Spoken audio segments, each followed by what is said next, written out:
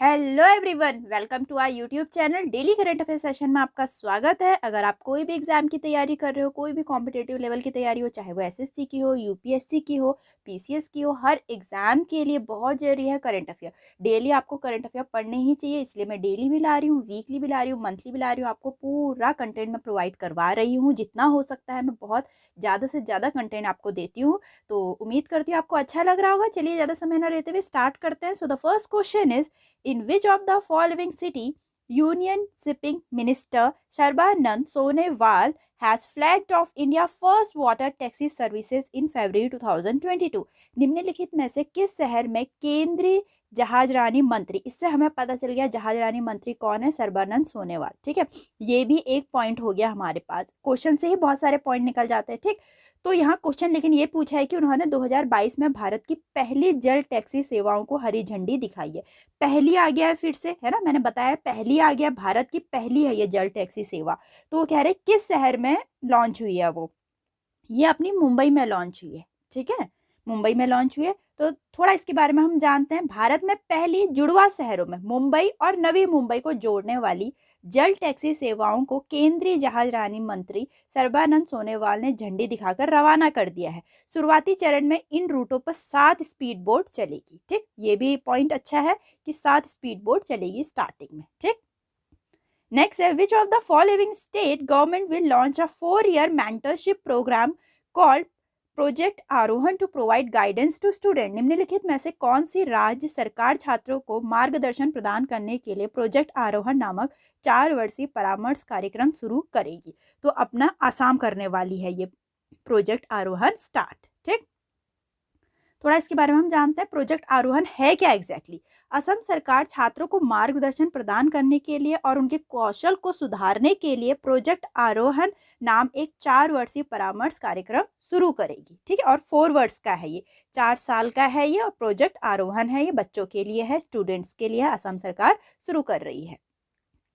Next, which state will soon get a motor racing track which will be the first of its kind in eastern and northeastern India? किस राज्य को जल्दी ही motor racing track मिलेगा जो पूर्वी और पूर्वोत्तर भारत में अपनी तरह का पहला होगा? तो जो ईस्ट और नॉर्थ ईस्ट में ऐसा पहली बार हो रहा है कि वहां मोटर रेसिंग ट्रैक मिल रहा है, तो ये सबसे पहले स्टार्ट कर रहा है मिजोरम। ठीक है, तो मिजोरम की जो कैपिटल है ऐज्वाल से लगभग 31 किलोमीटर उत्तर में लैंगपुई में विकसित किया जाएगा इसको। ठीक है, it will be develop at Lengpui about 31 kilometre north of Aizawl. ठीक, अब मिजोरम के बारे में हम थोड़ा जानते हैं क्या है करके। मैं जैसे आपको एडिशनल इन्फॉर्मेशन देती हूँ, आप चाहे तो स्क्रीनशॉट ले सकते हैं। इसकी लोकसभा सीट है 1, राज्यसभा सीट भी 1 है। स्टेट एनिमल सुमात्रन सैरो है, स्टेट बर्ड ह्यूमर पीजेंट है, नेशनल पार्क मुरलैंड नेशनल पार्क है, ब्लू माउंटेन नेशनल पार्क है। चाहे तो आप इसकी स्क्रीनशॉट ले सकते हैं या फिर नोट डाउन कर सकते हैं, आप लोग के लिए बहुत इंपॉर्टेंट है। अगर मिजोरम के बारे में कोई नई बात आई है करंट अफेयर में, तो मिजोरम से क्वेश्चन पूछे जा सकते हैं। ठीक है, नेक्स्ट है, which country will be the first foreign country to adopt India's UPI system? बहुत ही चल रहा है ये आजकल, बहुत ज्यादा। ठीक है, ये वाला क्वेश्चन तो पूछा जा सकता है क्योंकि इतना ट्रेंड में चल रहा है। कह रहे हैं भारत का यूपीआई सिस्टम अपनाने वाला पहला विदेशी देश कौन सा होगा? तो वो होगा अपना नेपाल। ठीक है, नेपाल होगा यूपीआई सिस्टम।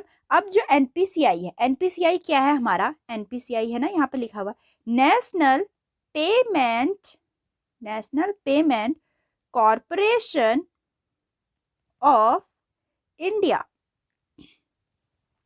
ये फाउंड हुई थी 2008 में। इसका हेडक्वार्टर है मुंबई में। ठीक, अब जो नेपाल है वो इंडिया का यूपीआई सिस्टम अडॉप्ट कर रहा है। यूपीआई सिस्टम आपको पता है क्या है? डिजिटल ट्रांसफॉर्मेशन होता है जिससे, ठीक है, डिजिटली हम पैसे ट्रांसफर कर सकते हैं। आजकल सभी लोग यूपीआई का यूज कर रहे हैं, शॉप वाले कर रहे हैं, कहीं भी आप चले जाओ, ट्रेन में कहीं भी आप चले जाओ तो यूपीआई सिस्टम हो ही रहा है आजकल। ठीक है, तो नेपाल क्या कर रहा है? उसको अडॉप्ट कर रहा है, मतलब उससे ले रहा है भारत से।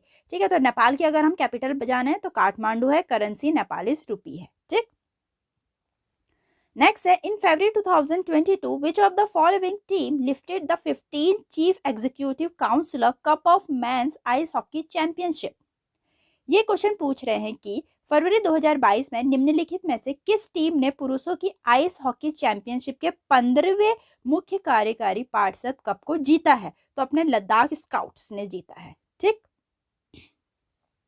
थोड़ा इसके बारे में हम जानते हैं। फाइनल मैच ले में एनडीए स्पोर्ट्स कॉम्प्लेक्स में आइस हॉकी रिंग में आयोजित किया गया था। कहां पर आयोजित किया गया था ये पता होना बहुत जरूरी। टूर्नामेंट का आयोजन department of youth service and sports ले द्वारा लद्दाख विंटर स्पोर्ट्स क्लब के सहयोग से किया गया था। ठीक, नेक्स्ट है, इन February 2022 the government has nominated Sanjay Malhotra as a director of board of which of the following banks। फरवरी 2022 में सरकार ने संजय मल्होत्रा को निम्नलिखित में से किस बैंक के बोर्ड में निदेशक के रूप में नामित किया गया है।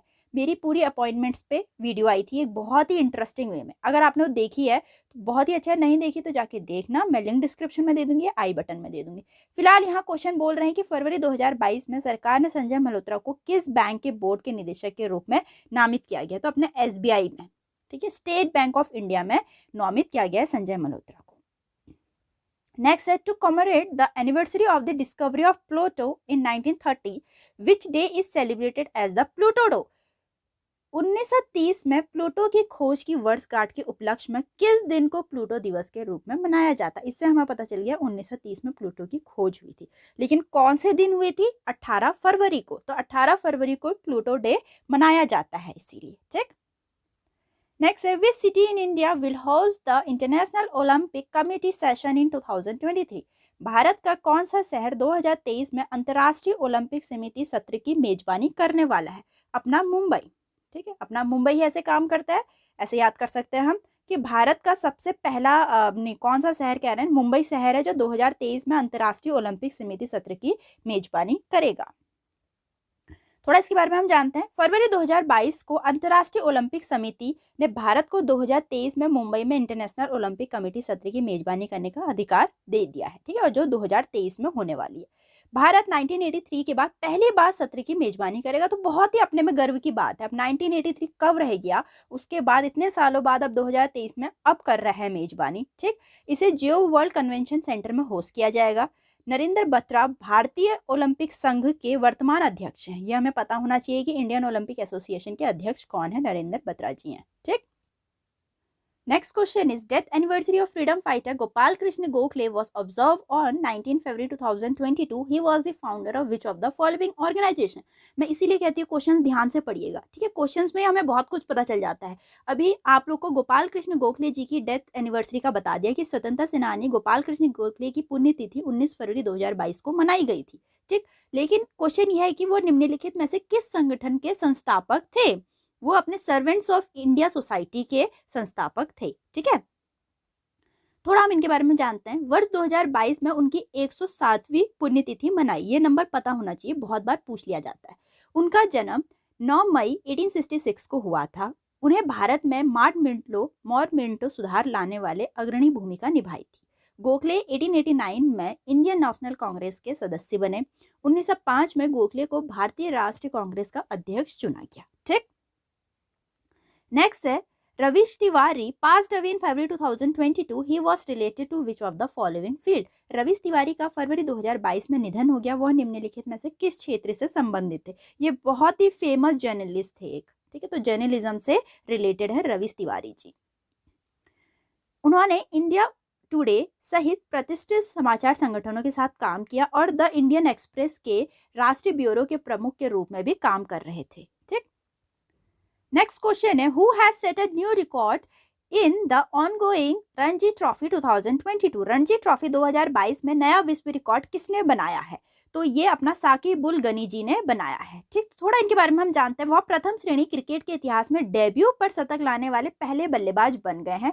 तो इन्होंने जो डेब्यू किया है उसके सबसे पहले बल्लेबाज बन गए हैं ये। उनका 341 रन अब प्रथम श्रेणी क्रिकेट के इतिहास में किसी बल्लेबाज द्वारा किया गया सर्वोच्च व्यक्तिगत योग है। ठीक, नेक्स्ट है, which union territory has launched a कुन्यूमस scheme for differently abled person. किस केंद्रीय शासित प्रदेश ने अलग अलग विकलांग व्यक्तियों के लिए कुन्यूमस योजना की शुरुआत की है। तो ये अपने लद्दाख ने की है। ठीक है, तो बहुत ही अच्छी पहल है विकलांग व्यक्तियों के लिए। तो ये अगर हम जानेंगे, लद्दाख ऑटोनोमस हिल डेवलपमेंट काउंसिल LASDC ने विकलांग व्यक्तियों के लिए कुन्यूमस योजना शुरू की है। नेक्स्ट क्वेश्चन है which of the following organisation is organised a darkathon 2022। निम्नलिखित में से कौन सा संगठन डार्कथन 2022 आयोजित करता है। तो जो डार्कथन 2022 है ये स्कीम क्या है, एक्चुअली ये है ड्रग ट्रैफिकिंग। जो ड्रग ट्रैफिकिंग होती है उसको फाइंड करना, उसकी सॉल्यूशन को फाइंड करना कि कैसे इस डार्कनेस को मिटाया जा सकता है। और ये हैंडल कौन करता है, नारकोटिक कंट्रोल ब्यूरो हैंडल करता है। ठीक, अगर हम बात करें नारकोटिक कंट्रोल ब्यूरो की बात करें, ठीक है, एनसीबी की, ये एनसीबी की अगर हम बात करें, ये इसका हेडक्वार्टर दिल्ली में है, न्यू दिल्ली में है, और ये फाउंड हुआ था 1986 में हुआ था। इसके डायरेक्टर जनरल है सत्य नारायण प्रधान जी हैं इसके। ठीक,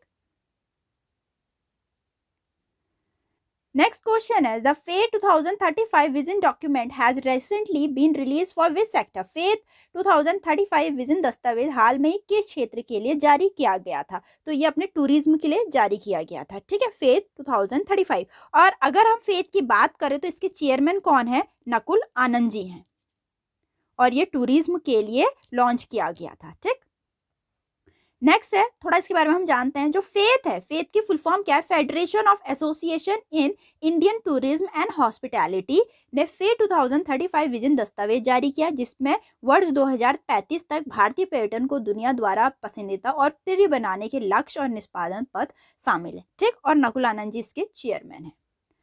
नेक्स्ट है cope south 22 is a joint airlift exercise between which country. Cope south 22 किन देशों के बीच एक संयुक्त एयरलिफ्ट अभ्यास है। अगर जॉइंट बोल दिया तो दो कंट्रीज के बीच में ही होना है अभ्यास। तो अगर हम कोप साउथ 22 की बात करें तो ये बांग्लादेश और यूनाइटेड स्टेट के बीच में है। ठीक, तो यहाँ तक का पूरा इस बार का करंट अफेयर था। डेली में बात करें तो बहुत ही इंपॉर्टेंट, बहुत हेल्पफुल। मैं एक्स्ट्रा इन्फॉर्मेशन भी देती रहती हूँ आपको। अगर आपको अच्छा लगता है तो हर किसी का स्क्रीनशॉट या फिर आप नोट डाउन कर सकते हैं। बाकी मैं पीडीएफ भी प्रोवाइड करवाती ही हूँ आप लोग को। ठीक है, तो चलिए मिलते हैं अपनी नेक्स्ट वीडियो में।